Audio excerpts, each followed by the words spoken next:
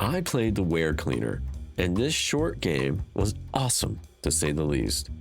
Between the art style, the dark comedy, and the gameplay, the game is clearly amazing for a very low price of free. But there's something more that I want to touch on in this video. There's something about this game that stuck with me, something way more interesting than the main character being a human-eating werewolf janitor. I want to get into what is it that drives an actual monster? What is it that pushes the buttons and makes an actual monster feel fear? And it might not be so different from what you and I go through on a daily basis. Every day, Kyle comes in, does his routine, and keeps everything really neat and tidy.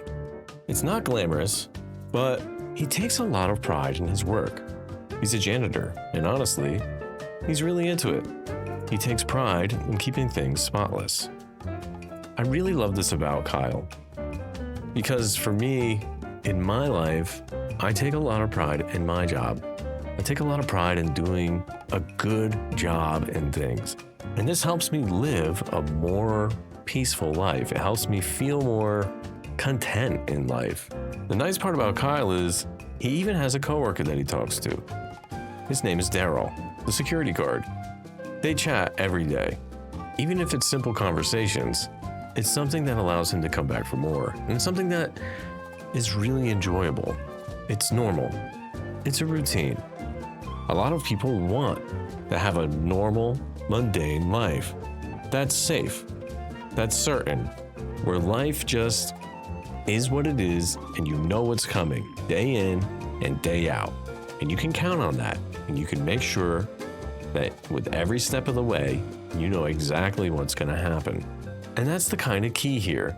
Kyle has a life before everything goes wrong.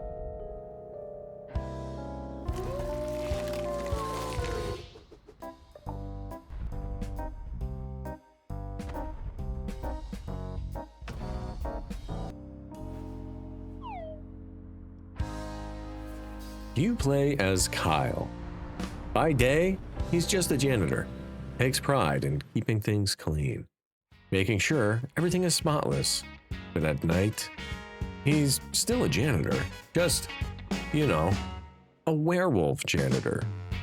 And keeping things clean gets a lot more complicated when you're also trying to avoid eating your coworkers. The thing is with this game, if anyone catches you at night, yeah, you lose control. You kill him, and then you eat him. And guess who's got to clean up that mess? Yup, still Kyle. The main mechanic of this game is extremely simple.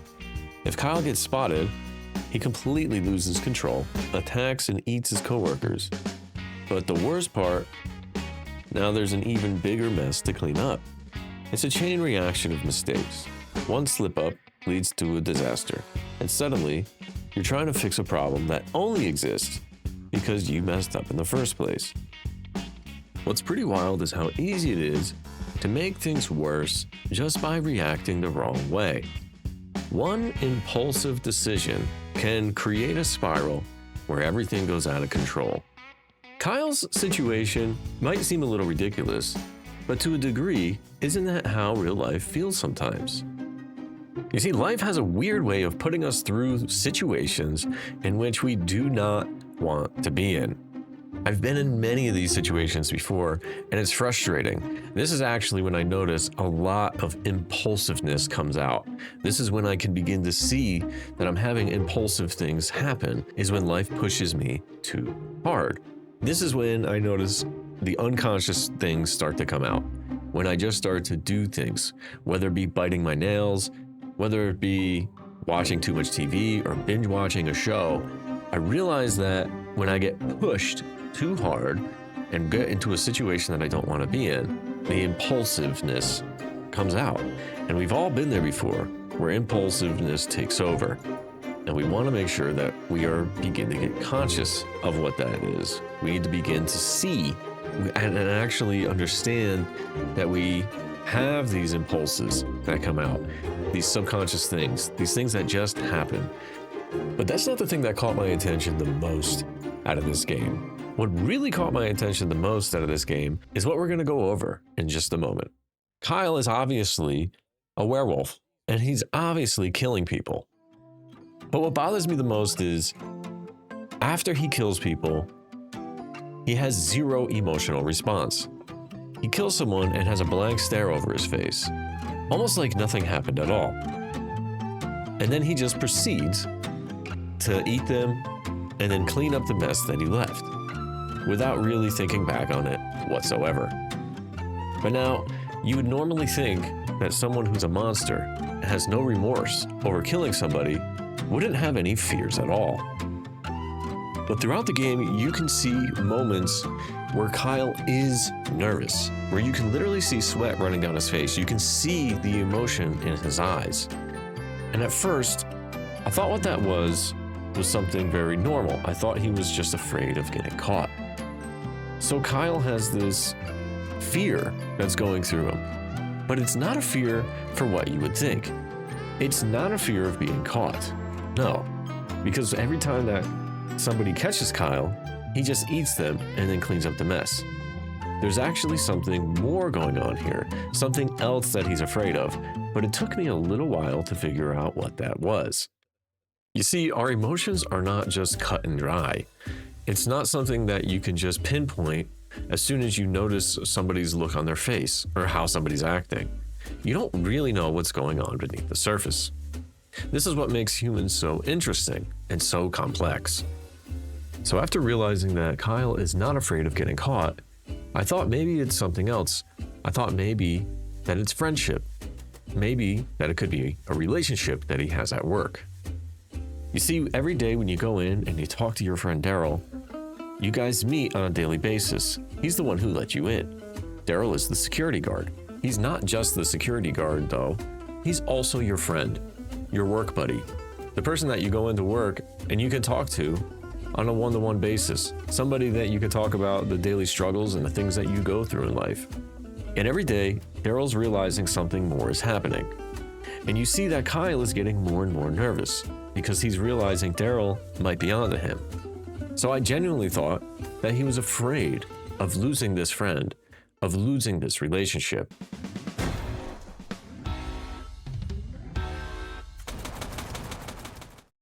But I was completely wrong. Up until this point, Kyle has been doing what he's doing, not because he's afraid of losing a relationship, not because he's afraid of getting caught, but rather he's pushing himself to keep coming to work. He's pushing himself beyond his limits and doing things that he knows he should not be doing. But he feels like he needs to do all of this for this reason and this one reason alone. Our main character has fallen so deeply into societal pressures, into believing that this one belief is completely making him go and do things that he normally wouldn't do. And it's the belief that he has to pay his rent. Throughout the game, we've seen him bring this topic up over and over again. And that is the something that is forcing him to keep coming to work, to ruin his relationships, to literally kill and eat his coworkers. Now, as irrational as it sounds, there is actually a lot of truths to what is going on here. You see, as humans, we have what you would call a value system. We place a certain amount of value on different aspects of life, and we set them in a hierarchy. The higher something we value, the more we're going to go outside of our comfort zone, the more we're not going to listen to anybody else or ourselves. We're going to do what we need to do in order to get what it is that we value the most without letting anything else get in our way. So throughout my entire playthrough of this game, I realized that our main character fears not paying his rent more than anything else. This is his number one driving factor that's making him choose to do everything that he's doing, to make every decision that he possibly could make, and to even murder and eat and clean up his coworkers and people, even at his work, and then be able to rationalize all of it, because for him, the most important thing is paying his rent.